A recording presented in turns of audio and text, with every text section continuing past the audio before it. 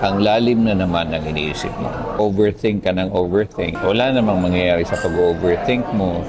Imbis na magawa mo yung ibang bagay, hindi mo nagagawa. Lumabas ka nga dyan sa kwarto mo. Kung ayaw mong kumain, okay lang. Magpainit ka sa araw. Maglakad-lakad ka ng walang sinelas, walang sapatos, sa lupa, sa grass, para gumanda naman yung pakiramdam mo.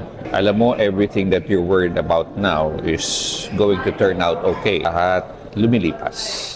Lahat natatapos. And lahat may simula. Please remember that you're stronger than you think. Ikaw lang naman kasi yung walang tiwala sa sarili mo. You are more capable than you realize. The challenges you face today, lahat ng mga pinagdadaanan mo ngayon will become the stories of how brave you are tomorrow. Ulitin ko, everything you're worried about now is going to turn out okay.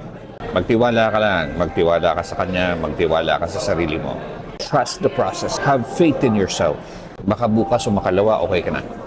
Lahat po tayo may kanya-kanyang kwento. Magkakaiba ka lang. Lahat tayo may magkakaibang kwento. Kung walang challenges, kung wala tayong pagdadaanan, wala kayong maikikwento pagdating ng panahon. Di sana ngayon, walang kwento si Julius Manahan. Kaya po ako nandito sa harap nyo kasi ang dami kong kwento. Ang dami kong kwento sa buhay ko. Ang dami kong pinagdaanan. Kaya andito ako nakakapagsalita ng ganito para sa inyo. This too shall pass. That too shall pass. Maniwala ka. You got this. You always do and you always will.